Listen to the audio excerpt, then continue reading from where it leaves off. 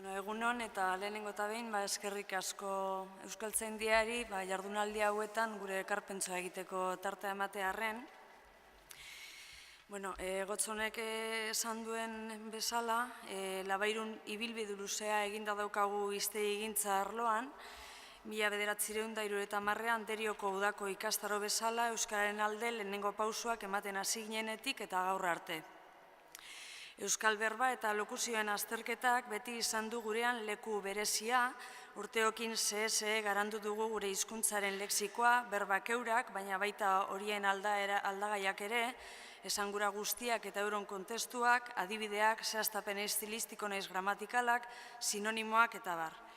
Hainbat ikerlari eta filologo euskaldunek osatu izan dute eta egiten dute gaur egun ere hiztegi lantaldea, eta guztion jakituria eta ekarpenekin mamitu eta hasi ditugu gure lexikografia lanok. Hiztegi langintzan ipinitako lehenengo harri landua, Labairu hiztegia Bizkaira eta Batua buztarturik izan zen, 2003an argitaratutakoa. Hiztegi honek Euskara Gaztelania hizkuntza biok uztartzen ditu, Euskaratik Gaztelaniarako zuzenbidean, eta handik urtebira, 2005an, haren ordekoa den Dikzionario Labairu, Bizkainoi Batua konjuntadoz, kaleratu genuen, Gaztelaniatik Euskararako zuzenbidean, Labairu hiztegian oinarriturik. Elkarren osagarri dira hiztegi biak eta hizkuntza eredu bien kontsultarako korpus osatua eratzen dute. Bigarrenez, argitaratu genituen biak itxura berriarekin, edizio eguneratuago, landuago eta osotuagoa eskainiz, bata 2011an Labairu hiztegia eta bestea Dikzionario Labairu 2008an. Gerora, 2015an, ordurako bazeuden biak bagenituen sareratuta, webguneari ere itxura berria eman zitzaion, eta biak bategin da, Labairu hiztegian Oranzko bietan, eskaini genuen online. Webgune berriztu horretan, gainera, hoien ezinbesteko osagarri den Labairu hiztegi fraseologikoa argitaratu genuen.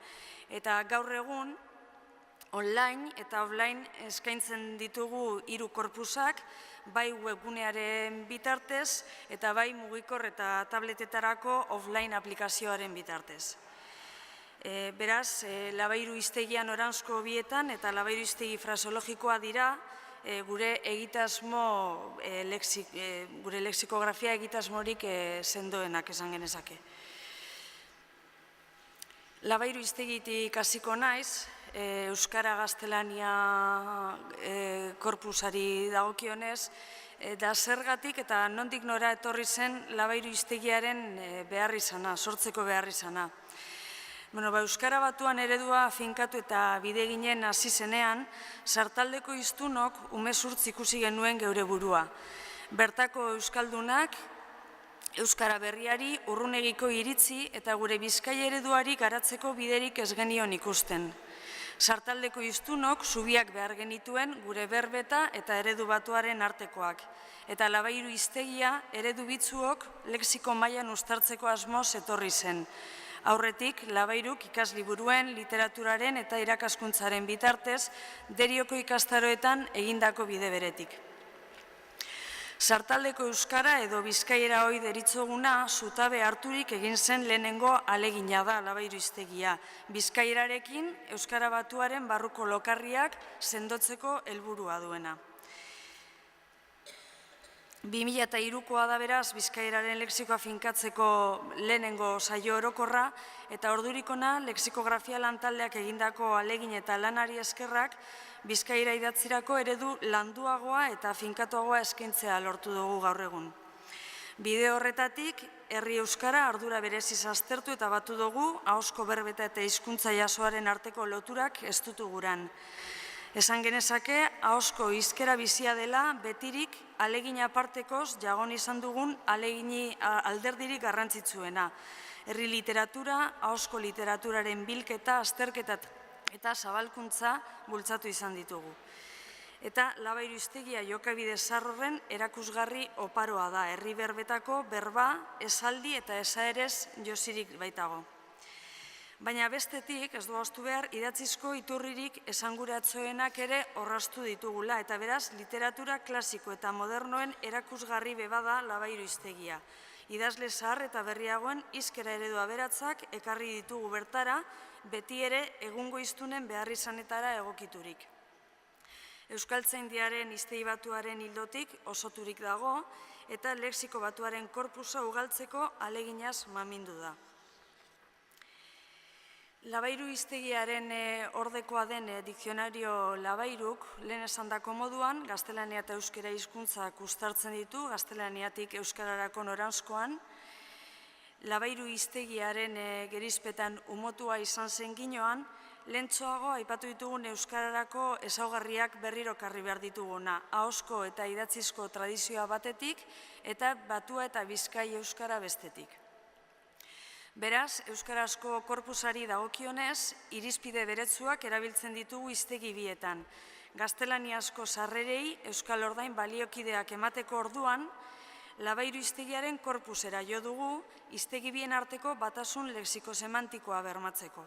Sarrera eta azpizarrera bakoitzean, euskal ordainen errepertorio zabala eskaintzen ahalegindu gara, gehien erabiltzen den ordainetik gutxien egiten denera ordenaturik, euren artean bizkai eta batu ereduetako formak elkarrekin uztarturik datozela. Zentzu horretan esan behar dugu, dikzionario Labairuren helburua ez dela bakarrik euskarazko berbak itzultzea izan, haren gogoa harago joan da. Euskal hiztun eta idazleak hizkuntzaren zutabetzat hartuta, gaztelaniazko formei euskarazko ordainak eman zaizkie, baina euskararen beraren ezaugarri morfologiko, sintaktikoei eta adierazkortasun baliabidei ahalik eta ondoen eutziz. Terminologia teknikoa eta zientifikoa albo batera utzita, zenbaitetan ez dago baliokidetza automatikorik ezartzerik hizkuntza batetik bestera, sarritan itzulpen egokia emateko, perifrasi edota egitura sintaktikoetara jo behar izaten dugu, eta horixe da gure ustez eta apaltasun osoz esan behar dugu hiztegi honetan egiten dugun ekarpenik aipagarrienetakoa. Erabileraren porazuz, finkatu eta sendotu diren hainbat egitura lexiko konplexu batu ditugu bertan, hizkuntzak berak duen konplexutasuna eta beraztasuna islatu guran, eta euskarazko itzulpen eta edo baliokide zehatza bilatzen dabilen horri laguntzeko ahaleginetan. Adibideak askotarikoak daude hiztegian, batzuk eguneango hizkuntza biziaren erakusgarriak dira, hiztunen eta hizkuntzaren erabilera naturala islatzen dutenak, beste batzuk komunikabideen arloko gaiez eta estiloaz baliatuta gorpuztu dira, eta badira literatura adierazpenen ukituak ere dauzkatenak.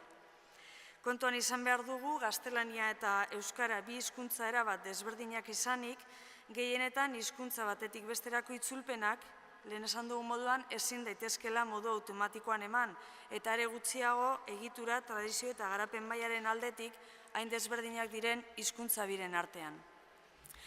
Euskara gaztelaniara makurtu beraz, gure hizkuntzak duen ahozko eta idatzizko tradizioan oinarritu gara adibideen itzulpenak emateko orduan, ez gara berbaz berbako itzulpenetara mugatu, ahozko euskara erabilian oinarritutako itzulpen libreak eskaini ditugu askotan, gure hizkuntzak berezko dituen adierazpideak babestu eta bultzatzeko asmoz. Gero eratorri zen Labairu hiztegi fraseologikoa, bertan esamoldeen eta fraseologiaren mundua sakonago jorratzen dugu, behar bada hiztegi orokorretan sarritan nahikoa landu ez den alorra da eta hiztegi honek lokuzio eta esamoldeen errepertorio zabala batzen du zentzun horretan. Gaztelaniazko unitate fraseologikorik garrantzitsuenak edo erabilienak abiapuntutzat hartuta egin genuen korpusa, hasierako korpusa, eta bertan euskarazko esamolde baliokideak lantzen ditugu, bai bizkaieraz, bai eredu batuaz. Beraz, euskarazko korpusari dagokionez, neurri handi batean labairu hiztegia izan dugu iturri nagusi eta eredu, eta ondorengo adibidean ikus dezakezuen bezala, hiztegi fraseologikoko esamoldea edo lokuzio bat da, dormir como un tronco, bertan, labairu hiztegian jarraitutako bideari eutzi diogu eta ordainen atalean eredu bietako ordainak eman ditugu, ezta? Esaterako, Atxales egon, Bizk marka dauka, eta horrek esan gure dago bizkaieraz erabiltzeko esamoldea dela, hori dela gomendatzen dugun forma, eta nahiz eta esamolde hau Bizkai erregistrokoa izan batez ere, uste dugu batuaz ere bideragarria, erabilgarria eta baliagarria dela, eta beraz batuzko ordea ematen dugu halakoetan, batua marka ipinita horri. Beste kasu batzuetan, beste ordain bat dago hor, musarrak bezala lo egin, ez dagokio Bizkai erregistroari, eta nahasterik egon ez daiten, ez dugulako gomendatu nahi Bizkai erregistroan erabiltzeko, batua marka daroa. Beste ordain asko, marka barik agertzen dira, eta horrek esan nahi du, orokortzat hartzen ditugula. Batzuk Bizkai erregistrokoak dira, baina daukaten erabilera eta adierazkortasun mailagaitik, batua zerabiltzeko bidea ireki gura diegu, eta horregaitik marka barik datoz. Adibideetan ere, bietara jokatzen dugu, Bizkai erregistro kutsu handiagokoak bizkaieraz idazten ditugu, eta Bizkai erregistroak ez direnak batuaz. Baina dena dela, batzuetan, ordainetan bezala, Bizkai erregistroko esamoldeak baturako bideragarri eta ikusten ditugunean, batuaz ere formulatzen ditugu adibideok.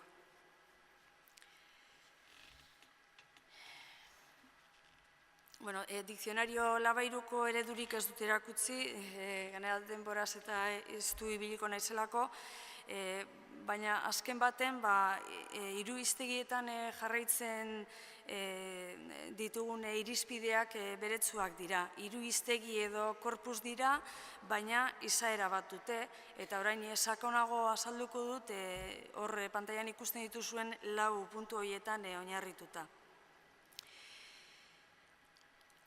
Gure lexikografia lanak tradizio idatziaren erakusgarri ere badirela ahaztu barik, gaurko hitzaldian hiztegiotan egiten dugun ekarririk bereizgarrienari ipiniko diogu arreta berezia ahozkotasunaren aldetik egiten duen ekarriari.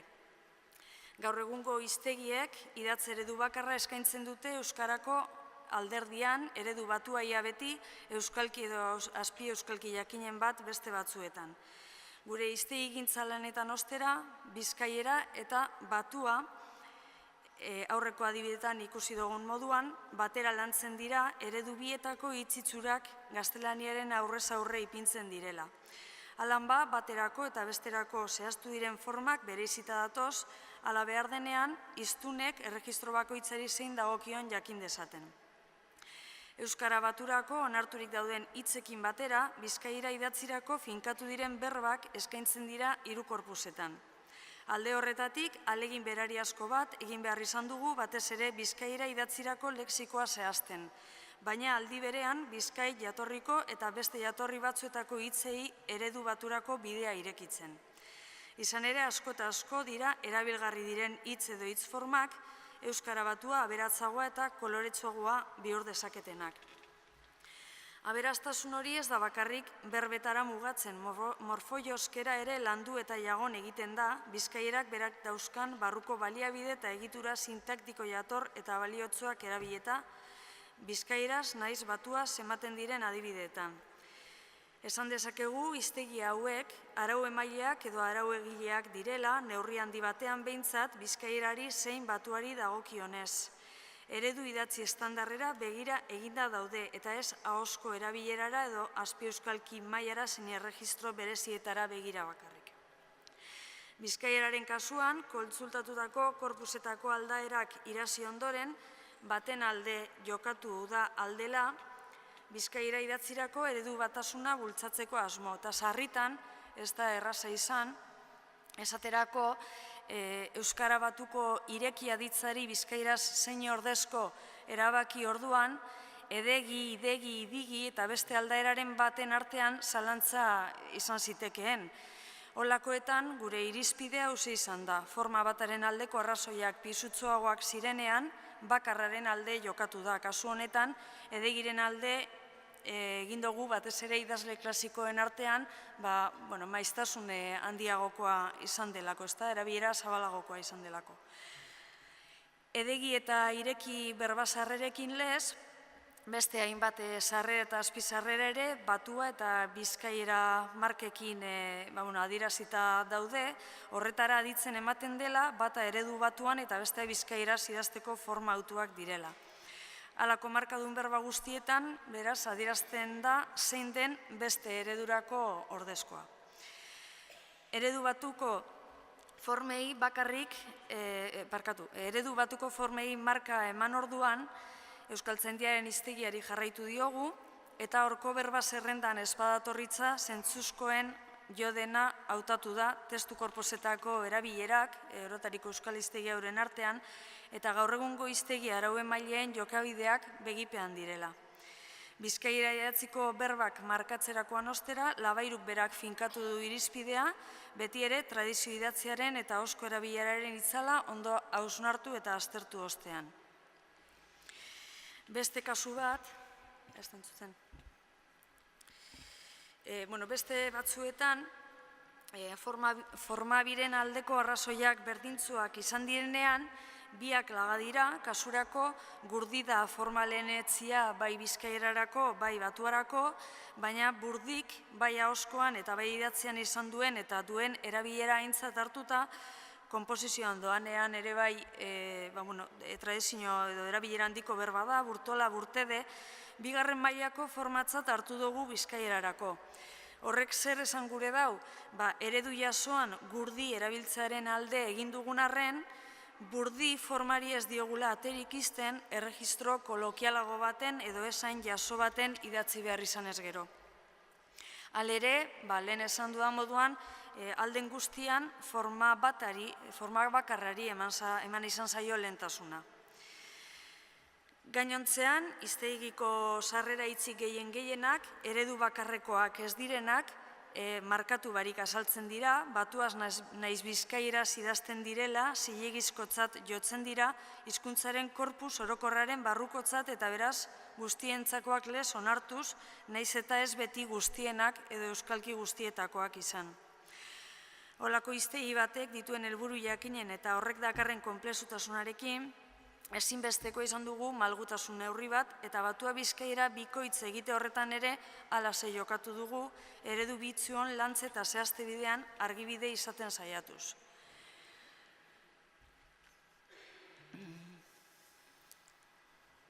Euskalki diferentetako hitz ondarea, euskara osoaren ondarea denez gero, hiztegira ekartzen saiatu gara, euskalki hitzok eredu baturako edo bizkaierarako pare-pareko aldaerarik ez dutenean, marka berezibarik ipini dira. Esan gure da, batua zen bizkaieraz erabili daitezkeela, forma orokortzat hartzen ditugulako. Halere, aitortu beharra daukagu, gure hiztegien korpusetan sartaldekoak pisu handiagoa duela ekialdekoak baino.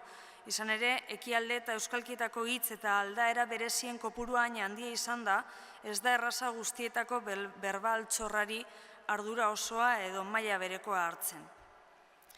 Beraz, gure hiztegien behineneko helburua sartaldeko hiztunen behar izanei erantzutea denez, zerum horretako lexikoari egin zaio kontu gehiago, baina ez ditugu ahaztu erdiko eta ekialdeko ondareak eta alik eta ondoen eta horien bildu ditugu.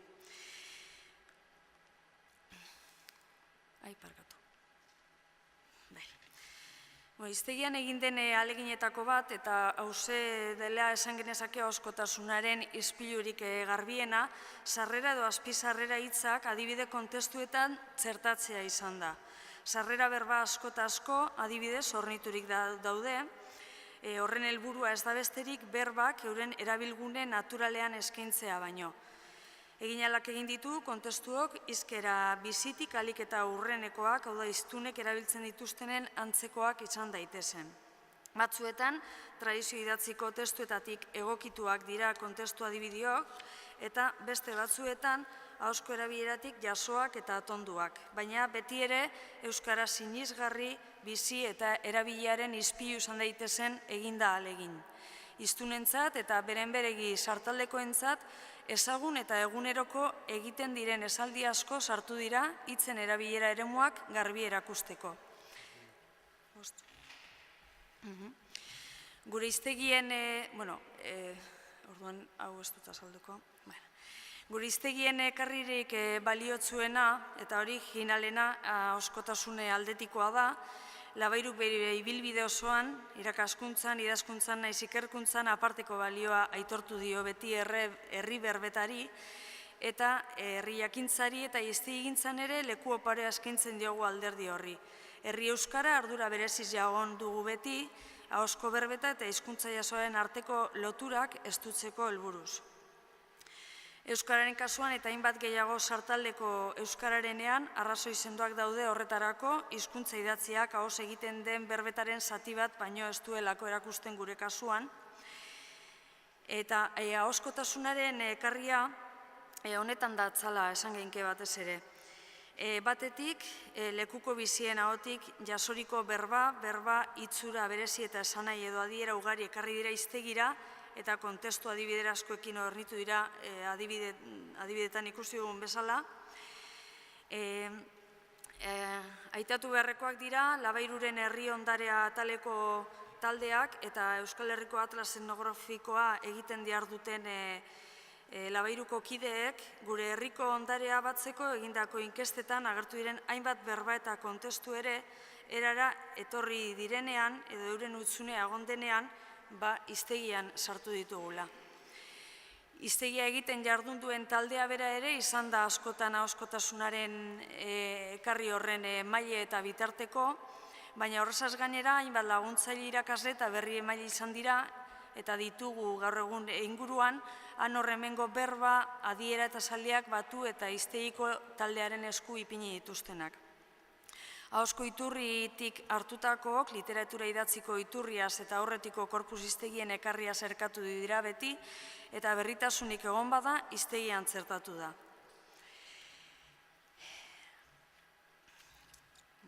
Aurrera jarraituko dut. Labairu hiztegiak, beraz, hiztunen premia eta eskarietara hobenduta daude, euskaldun zar eta berriak gogoan ditugula beti, euskaldun guztiei zuzenduta daude hortaz eta Bizkaiko eta sartaldekoei berariaz. Gure hiztegigintza lanetan hauxe da islatu gura izan duguna edo gura duguna. Euskara batuaren, euskalkien eta tokian tokiko hizkeren artean ez dagoela muga iragangaitzik, ez daudela elkarleian, elkarren osagarri eta aberazgarri direla baino. Eta hasieran esandakoa berriro gogora ekarrita, amaituko dute gaurko berbaldia, Euskara batuaren eredua finkatzen eta bideginen hasi zenean sartaldeko euskaldunok Euskara berriari urrunegiko iritzi eta gure Bizkai ereduari garatzeko biderik ez genion ikusten, gure berbeta eta eredu batuaren arteko zubiak behar ziren, eta zubiek eraikiguran sortu zen Labairu hiztegia eta gero haren ostean etorritakoak. Hainbat urte joan dira ordurik ona, eta gaur egun ondinokarren euskalkietako hiztun askok eta askok urruneko ikusten dugu eredu batua eta batuan jardun behar izanez gero albo batera uzten ditugu gure registroko formak sarritan ez daukagulako edo hiztunek ez daukatelako larrargi edo uste dutelako ezin dituztela eredu batura txertatu. Batuan erabilgarri diren forma asko sarritan hiztunek ez dituzte batuzkotat hartzen, irakatzi zaien ereduan ez zaielako lekurik eman, edo behar bada ez behar dan bestekoa. Lekurik aitortu ez zaielako euskal hiztunok eta batez ere sartaldekook geure buruari baliabide linguistikoak ukatzeko joera hartu dugu. Idazle, irakasle, komunikatzaile, profesional askori sartaldekoak direnik ere ez zaie igertzen sarritan. Eta horrezetan datza gehien bat Labairu hiztegien ekarririk handiena. Forma horiek Euskara batuan ere bideragarri eta erabilgarri egitean, bai ahozkorako, bai idatzirako. Euskara batuan euskalki guztietako lexikoa eta esapideak sartzen direlako, eta eredu batuan eginagatik ez genituzkelako ahaztu ez da albo batera utzi behar norberaren erregistroko lexikoa eta baliabideak. Eta amaitzeko, Arantzasuko jardunaldietan, Irene Arraratzek egindako hausnarketa bat ekarri gura izan ditut ona. Bata da euskara batuak euskalki guztien topaleku izan behar duela, ideia hori dela gizarteratu behar duguna, euskararen kodifikazio prozesuari eman zitzaion lehentasuna hasiera batean, beharrezkoa zelako berreiz, baina gizarteratze prozesua behar bada ez da nahikoa izan eta horretan ipini beharko genituzke indarrak orain.